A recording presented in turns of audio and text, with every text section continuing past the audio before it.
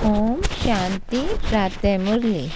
मीठे बच्चे, अशरीरी बनने की ड्रिल नंबर 1 ड्रिल है। इससे वायुमंडल में सन्नाटा छा जाता है। बाप का डायरेक्शन है, इसी ड्रिल का अभ्यास करो। प्रश्न: दुनिया के अनेक विघ्नों के बीच में रहते हुए एक रस और खुशी में कौन रह सकते हैं?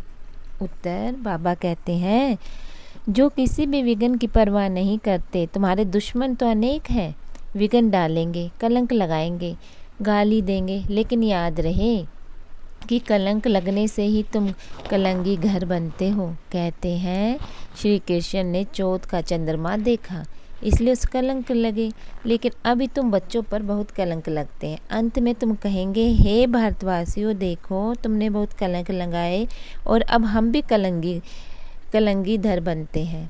ओम शांति। बच्चों प्रति शिव बाबा का फरमान है। शिव बाबा कहते हैं, मैं ड्रिल टीचर हूँ। कहते हैं, अशरीरी भव, बच्चे स्वधर्म में टिक जाओ, मन मना भव, मामेकम याद करो। यह तो जानते हो ना, अब धर्म की गलानी है। गीता में लिखा है, यदा यदा ये धर्मस्य। यह श्लोक जन्म जन्मांतर हम गाते आए हैं, जब से भक्ति मार्ग शुरू हुआ है। गीता का पाठ करते आए हैं, शिव बाबा की पूजा करते आए हैं।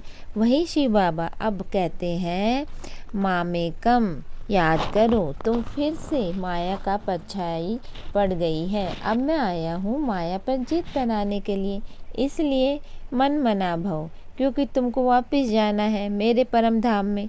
अगर श्री कृष्ण होता तो कहते मध्याजीत भव। श्री कृष्ण को कृष्णपुरी में याद करो। ज्ञान का दाता कोई श्री कृष्ण नहीं है, वह तो शिव है। शिव की तो पूजा होती है, उनको परमात्मा कहा जाता है। तो हम आत्माओं को वहाँ जाना है, इसलिए बाबा ड्रिल सिखलाते हैं। यह है नंबर 1 ड्रिल, मन मना भव, अशरीरी भव। तुम सब ब्राह्मण उनको याद करेंगे। अगर कोई शूद्र यहाँ और कोई ख्यालात में बैठा होगा तो वायुमंडल को खराब कर देगा। उस एक को जब सभी याद करेंगे तो सन्नाटा छा जाएगा।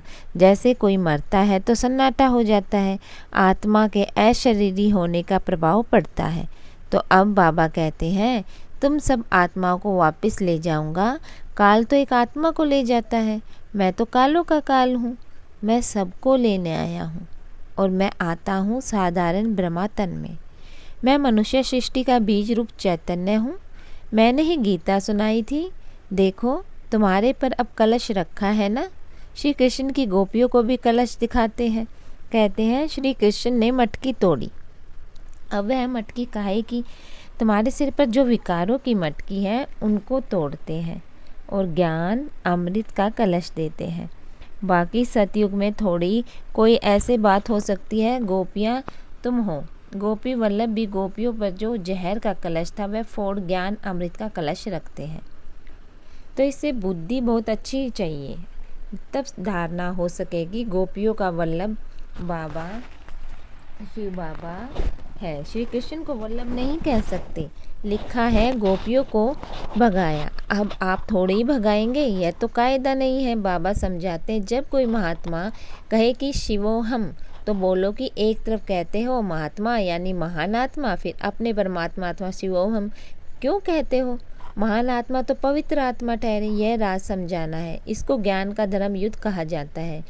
उन्हीं के पास शास्त्रों की मत, तुम्हारे पास श्रीमत। बाबा कहते, मैं आता ही तब हूँ जब राज योग सिखलाना है। भारत के ऊपर ही सारा खेल है। हीरो हीरोइन का पार्ट भारतवासियों को मिला हुआ है। वास्तव में वंदे मातरम इन माताओं को कहा जाता है। वह लोग तो भूमि को मातरम कहते हैं। भूमि तो तत्व है, उनको थोड़ी माता कहा जा सकता है। इस धरती में रहने वाली तुम माता ही हो, तुमको वंदे मातरम कहा जाता है। वह भूमि को वंदे मातरम कहते हैं। तुम भूत पूजा हो गई। अभी तुम बच्चे योग बल में अपनी बादशाही लेते हो, सब मेहनत करते रहते हो। पवित्र बन बादशाही लेनी है। जिस तरफ साक्षात सर्वसमर्थ सर्वशक्तिमान है, उन्हीं की जीत होनी है। परमात्मा की महिमा बिल्कुल अलग है। वह आकर ड्रिल सिखलाते हैं, मामेकम याद करो। और सब तुमको दुख देने वाले हैं। सभी दुश्मन बन विघ्न डालते हैं। यह कोई नई बात नहीं है। हमको कोई दुनिया की परवाह थोड़ी है। श्री कृष्ण के लिए कहते हैं, चौथ का चंद्रमा देखा तब इतनी गाली खाई। कलंक जिन पर लगाते हैं वहीं पर कलंगीधर बनेंगे। फिर अंत में कहेंगे, अरे भारतवासियों, तुमने हमें कितनी गाली दी, देखो हम यह बन रहे हैं, राज्य भाग्य ले रहे हैं, लड़ाई के मैदान पर तो बहुत सहन करना पड़ता है, तो राज्य भाग्य देते हैं, उन पर बलिहार जाना पड़ता है। यह शिव बाबा समझा रहे हैं। यह दादा अपने को भगवान नहीं समझते, इसलिए शिव बाबा कहते हैं, बच्चे यह तुम्हारा कल्प का पाठ है। तुम भी कहेंगे, जब जब धर्म की गलानी होती है तब बाबा आते हैं। अब बाबा आया हुआ है और हम बाबा से वर्षा ले रहे हैं। निमंत्रण पत्र में लौकिक बाप के हद के वर्षे और पारलौकिक बाप के वर्षे वाले पॉइंट बहुत अच्छी लिखी हुई है। बेहद के बाप से ही बेहद का वर्षा मिलता है। लक्ष्मी नारायण को भेद का वर्षा किसने दिया? बाबा ने। तो यह समझने की बात है। हमारे यह सितम सहन करने का भी पाठ है। 21 जन्मों के लिए बादशाही मिलती है तो इसमें मेहनत करनी पड़ती है। गाया जाता है, son shows father, student shows teacher. अब रियल पाठ है, तुम समझा सकते हो। वही हमारा बाप टीचर सतगुरु है, वही मनुष्य सृष्टि का बीज रूप रचयिता है। सब जीव आत्माओं का बाप है, उनको सर्वव्यापी कैसे कहेंगे? बाप तो ऊपर रहने वाला है, तब तो दुख में उनको याद करते हैं। वह आते तब हैं जब धर्म गलानी होती है। बाबा कहते हैं, हमारी जन्मभूमि भारत के रहवासी जब दुखी होते हैं तब मुझे आना पड़ता है। परमात्मा की जन्मभूमि भारत है, यह अक्षर कोई के मुख से नहीं निकलेगा। अगर सब परमात्मा हो तो सबकी जन्मभूमि भारत होगी। बाबा कहते, सभी प्रीसेप्ट्स को भी मुक्ति धाम ले जाता हूँ मैं। जब उनको यह मालूम पड़े कि हमको मुक्ति देने वाला बाबा है, वह भारत में जन्म लेते हैं, तो भारत बहुत बड़ा भारी तीर्थ बन जाए। समझो, सभी को मालूम पड़े परंतु आ सके। सभी तो भारत में आ न सके, इतना तो अन्न नहीं है। भारत में सुनकर बहुत खुश होंगे कि ओहो, हमारा बाबा जो इन गुरुओं आदि को भी मुक्ति देते हैं, उनका जन्म भारत में होता है। पहचानेंगे तो नॉलेज से ना, और क्या देखेंगे। ब्राह्मणों में जब किसकी सोल आती है, उनको भी बोलने से पहचानते हैं ना। बिगर बोलने पहचानने कैसे हो सकती है? बात करने से मालूम पड़ेगा। बरोबर फलानी आत्मा है। शिव बाबा भी जब नॉलेज दे तब समझे कि शिव बाबा बोलते हैं। ज्ञान तो दे न सके, यह सिवाय बाप के कोई न दे सके।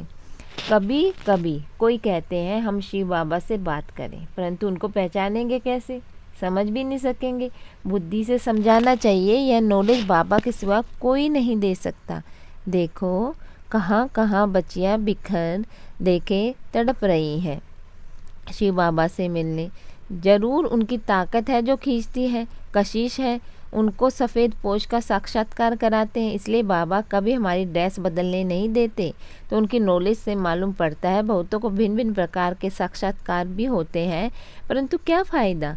तुम्हारा काम नॉलेज से है, यह नॉलेज कोई न दे सके। तो यह सारा गुप्त पाठ हुआ। कहते हैं, मैं आत्मा का रूप धारण कर इसमें प्रवेश हो जाता हूँ, तो यह नॉलेज इतनी बाबा ही देते हैं। हम थोड़े ही ना जानते हैं। बाबा देखो कितने कमाल के हैं। मुझे अपना वारिस बनाओ, मैं तुम्हारी इतनी सेवा करूँगा, तुम्हारा बच्चा भी कभी नहीं कर सकेगा। मैं तुमको 21 जन्म के लिए राज्य भाग्य दूंगा। फिर भी अगर वारिस न बनावे तो तकदीर कहा जाता है। तुम बच्चियाँ जानती हो, हम शिव बाबा से वर्षा लेने के लिए आए हैं। शिव बाबा को, वैंकुट को तुम सिवाय दिव्य दृष्टि के देख न सको। ज्ञान को बिल्कुल क्लियर मिल रहा है ना। हमको बाबा राजयोग सिखलाते हैं। उच्च से उच्च वर्षा वैंकुट की बादशाही सो भी पढ़ाई से मिलती है, कोई भी राजयोग सिखला न सके। हम नर से नारायण बनते हैं, यह राजयोग सिखलाने ही अंत में है। तो फिर सतयुग में राजा रानी बनेंगे। यह मसूलों की लड़ाई प्रसिद्ध है। गीता से देवी देवता धर्म की स्थापना हुई। उस समय तो और कोई धर्म था नहीं। वे सब कहाँ गए? विनाश हुआ। बिल्कुल सहज बात। ट्रेन में तुम बच्चे बहुत सर्विस कर सकते हो, फिर भी प्रजा तो बन जाएगी। गाड़ी का डिब्बा ही तुम्हारी प्रजा बन जाएगी। बैठकर सुनेंगे तो उनको बहुत अच्छा लगेगा। लिटरेचर हाथ में होना चाहिए, साथ में लाडला श्री कृष्ण भी होना चाहिए। अच्छा, मीठे मीठे शकील दे बच्चों प्रति माता पिता बाप दादा का याद प्यार, गुड मॉर्निंग। रूहानी बाप की रूहानी बच्चों को नमस्ते।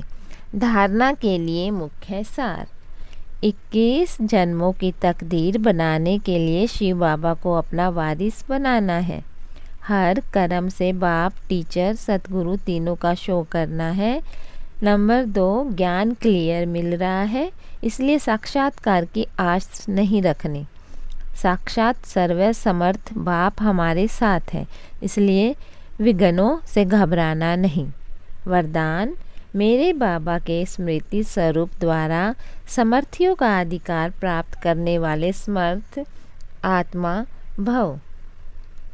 कल्प पहले की स्मृति आते ही बच्चे कहते हैं तुम मेरे हो, बाप कहते हैं तुम मेरे हो। इस मेरेपन की स्मृति से नया जीवन, नया जहान मिल गया और सदा के लिए मेरा बाबा स्मृति स्वरूप में टिक गई।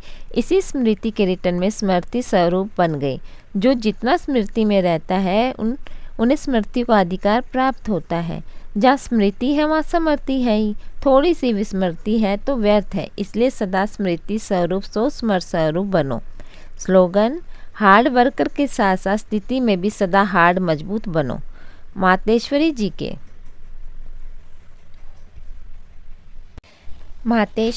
के मधुर महावाक्य सृष्टि की आदि कैसी होगी।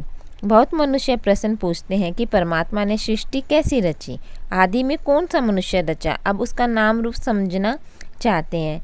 अब उस पर उनको समझाना चाहिए। परमात्मा ने सृष्टि की आदि ब्रह्मा तन से की। पहला आदमी ब्रह्मा रचा, तो जिस परमात्मा ने सृष्टि की आदि की है तो अवश्य परमात्मा ने भी सृष्टि में अपना पार्ट अवश्य बजाया है। अब परमात्मा ने कैसा पार्ट बजाया, पहले तो परमात्मा ने सृष्टि को रचा, उससे ही पहले ब्रह्मा को रचा। तो गोया पहले ब्रह्मा की पवित्र आत्मा हुई, वहीं जाकर श्री कृष्ण बने। उसी तन द्वारा फिर देवी देवताओं की सृष्टि की स्थापना की, तो देवी सृष्टि की रचना ब्रह्मा तन द्वारा कराई। तो देवी देवताओं को आदि पिता ठहरा ब्रह्मा। ब्रह्मा से श्री कृष्ण बनता है, वहीं श्री कृष्ण का फिर अंत का जन्म ब्रह्मा तन है। अब ऐसी सृष्टि का नियम चलता है। अब वहीं आत्मा सुख का पाठ पूरा कर दुख के पाठ में आती है, तो रजो तमो अवस्था पास कर फिर शूद्र से ब्राह्मण बनते हैं।